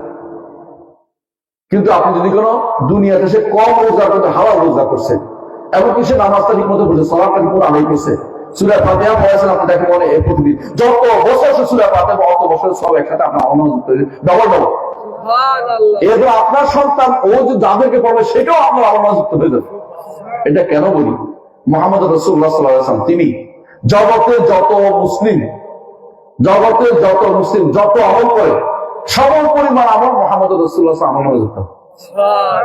আমাদের সমাজে কি করে অনেকেই বলে, আপনাদের এখানে নাই আমি জানি, ভালো এলাকা অনেক কিছু আমল করে বলে আমি যা পড়েছি তার সব অমুকে দিয়ে দাও, অমুকে বক্সায় দেয়।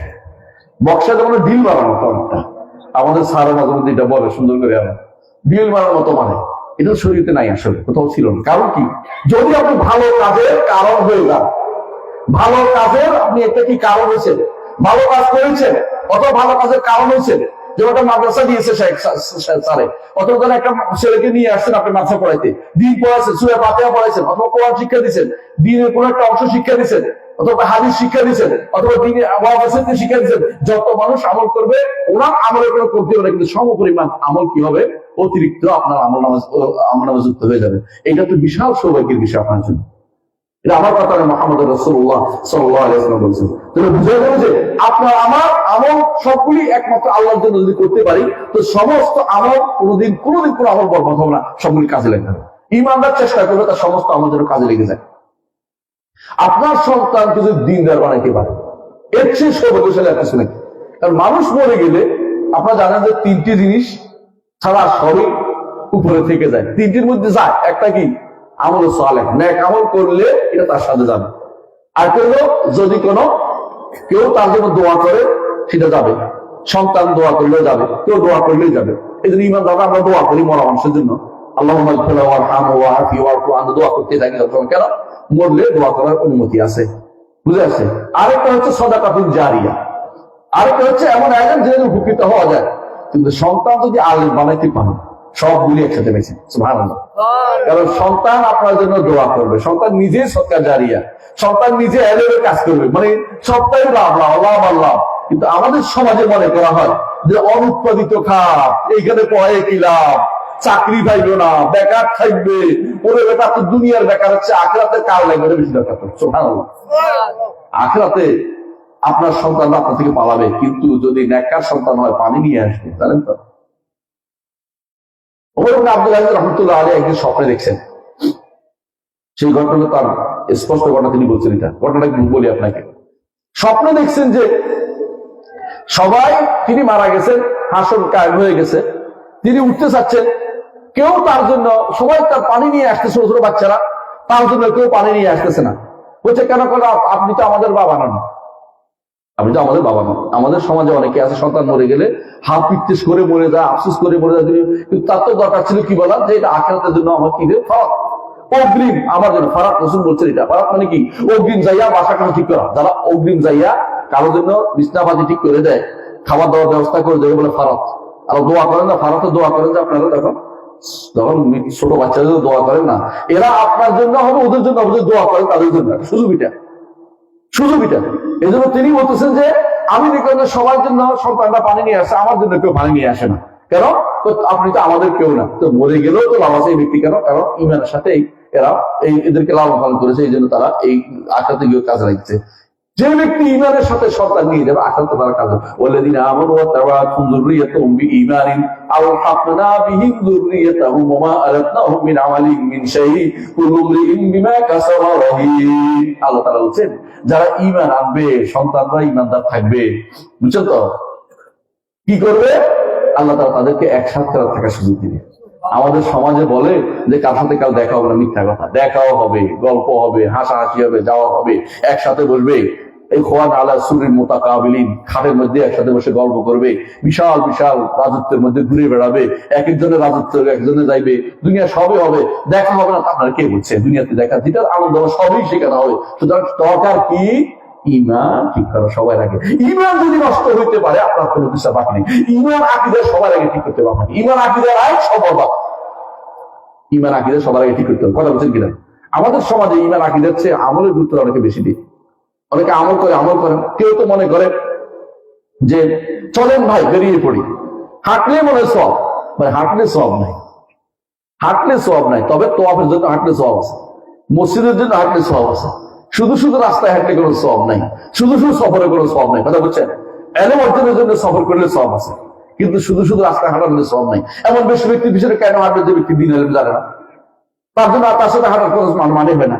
আপনি অমন ব্যক্তির কাছে যে ব্যক্তি আপনাকে এলেম শিক্ষা দিবে, বের হলে সব, আল্লাহর রাস্তায় জিহাদের মতো সব মুহাম্মদ রাসূলুল্লাহ সাল্লাল্লাহু আলাইহি ওয়াসাল্লাম বলেছেন।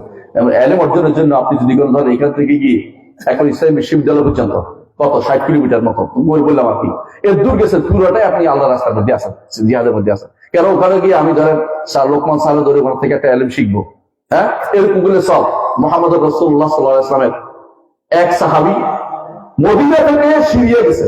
সিরিয়া বুঝেন কত কিলোমিটার? 1000 উপরে, 1000 কিলোমিটার মতো।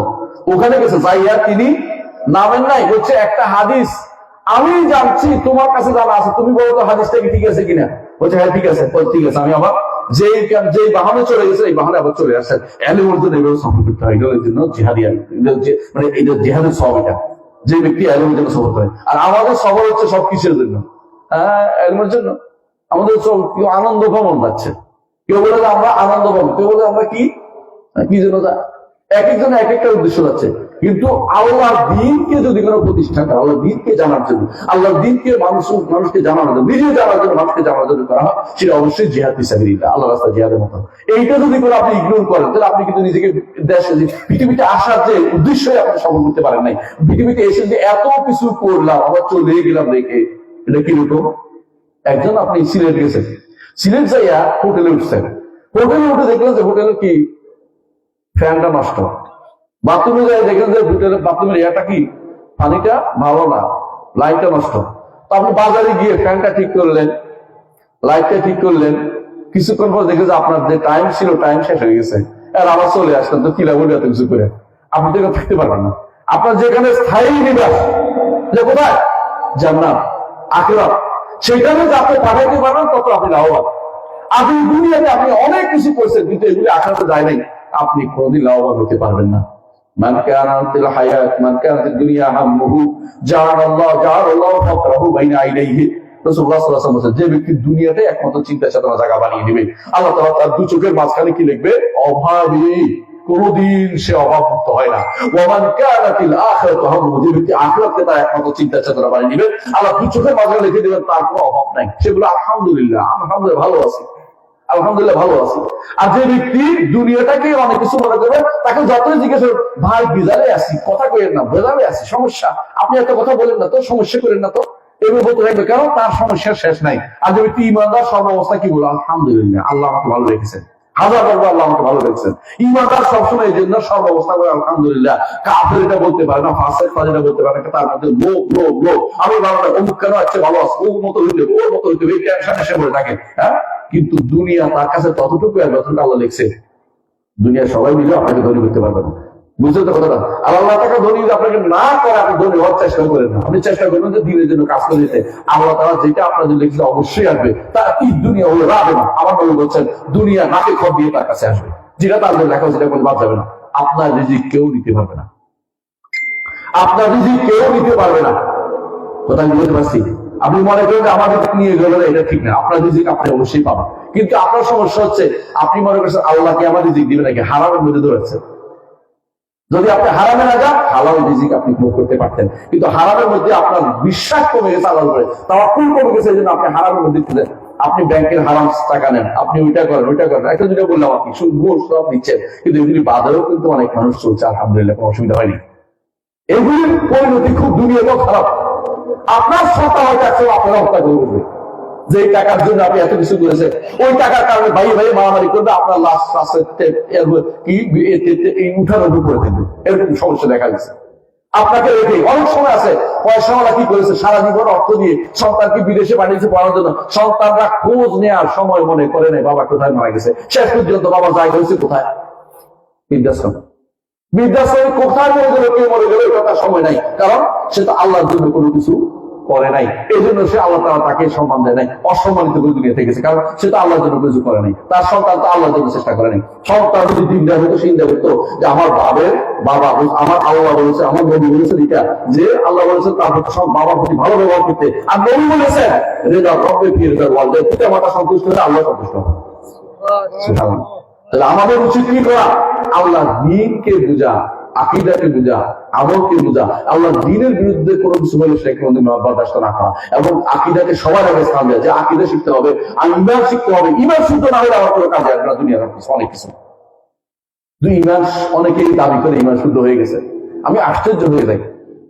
একজনে বলতেছে, আপনারা শুনছেন হয়তো, ওয়াজ করলে হয় না, আগে ওয়াজটা শুদ্ধ হইতে হয়, যেটা করবে শুদ্ধ করতে হয়।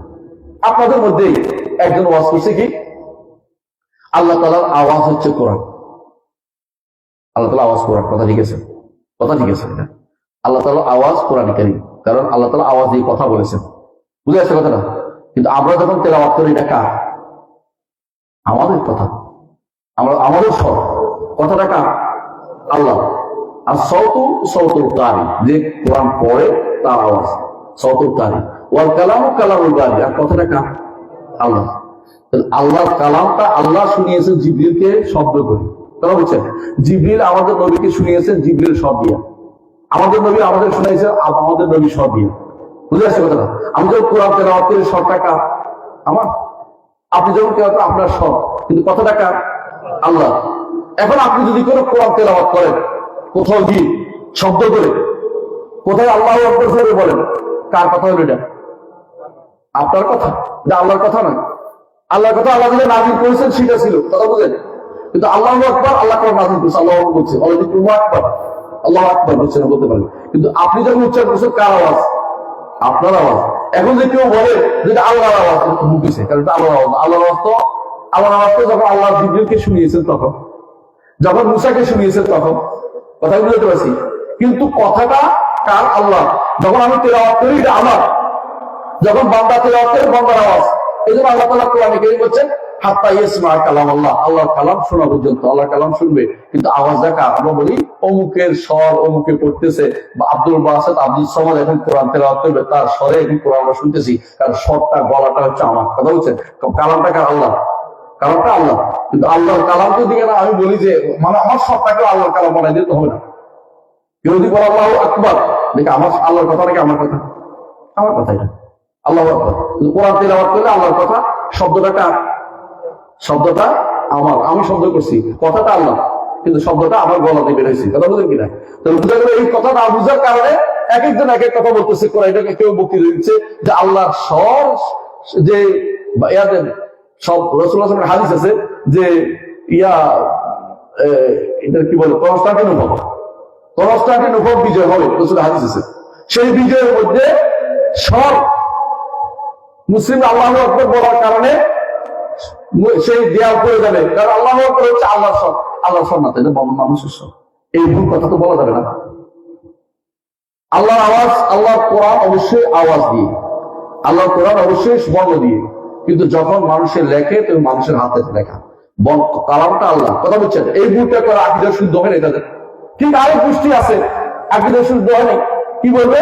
আল্লাহ তাআলা করবে, আমরা করবো বলে আল্লাহ লিখছেন, সুবহানাল্লাহ। আমাদের তো অস্তিত্ব ছিল না, আল্লাহ তো নিজে সব নির্ধারণ করছে, এই বেটা আসবে, এই বেটা আসবে, এই বেটা আসবে, তার কি জীবনে সবকিছু লিখে দিয়েছেন। এমনকি মায়ের পেটে থাকতেও আমারটা লিখে দিয়েছেন।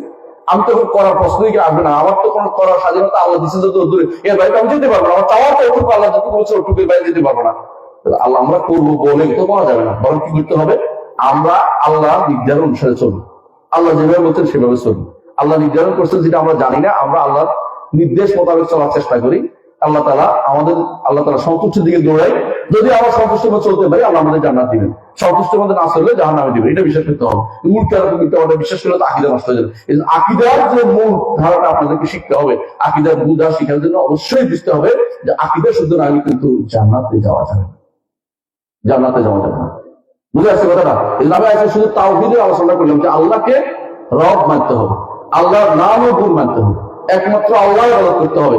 এই তিনটে জিনিসের ক্ষেত্রে কোন একটাও বাদ যায় তাহলে কিন্তু তার ঈমান শুদ্ধ নাই, একটা বাদ গেলে ঈমান শুদ্ধ নাই। আল্লাহ তাআলা তার সত্তার উপর ঈমান আনতে হবে, তার কর্মের উপর ঈমান আনতে হবে, তার নামের উপর আনতে, গুণের উপর ঈমান আনতে হবে, তার কর্ম তার ইবাদত করতে হবে, একমাত্র অধিকার মেনে চলতে হবে। এর বাইরে ঈমানদার হতে পারবে না। ওযুর যেমন, আপনি ওযুর ফরজ যদি কোনো 4টা আছে না, 6টা আছে না, ছটার মধ্যে আপনি যদি কোনো কেউ বলে মাথা মোছা করলাম না, ওযুটা হবে। তেমনি ভাবে ঈমানের যেগুলি বলেছি এগুলি একটাও বাদ গেলে ঈমানদার হতে পারবে না। এই জন্য ঈমান শিক্ষা দিতে হয়। আমাদের একটা ছোট বই আছে উসুল ঈমান, ছোট বই পড়বেন, প্রত্যেকের ঘরে রাখবেন, একটা ফ্যামিলিকে পড়াবেন, বাচ্চাদেরকে পড়াবেন। বাইরে পড়ার আগে ঘরে পড়ে যাক, শুদ্ধ হয়ে যাক। বাইরে বিভিন্ন মাদ্রাসাগুলিতে পড়লে নষ্ট হয়ে যায়। আপনাদের এই মাদ্রাসাগুলি সালাফি মাদ্রাসা, এগুলিতে ঈমান ঠিক থাকবে, এগুলিতে সন্তানদের পড়াবেন এবং মানুষদেরকে এখানে পড়ানোর আহ্বান জানাবেন। ইনশাআল্লাহ আপনারা ঈমানের উপর থাকতে পারবেন। আল্লাহ আমাদেরকে ঈমানের উপর রাখুন। সুবহানাকাল্লাহু ওয়া বিহামদিকা আশহাদু আল্লা ইলাহা ইল্লা আনতা আস্তাগফিরুকা ওয়া আতুবু ইলাইক। আসসালামু আলাইকুম ওয়া রাহমাতুল্লাহি ওয়া বারাকাতুহু।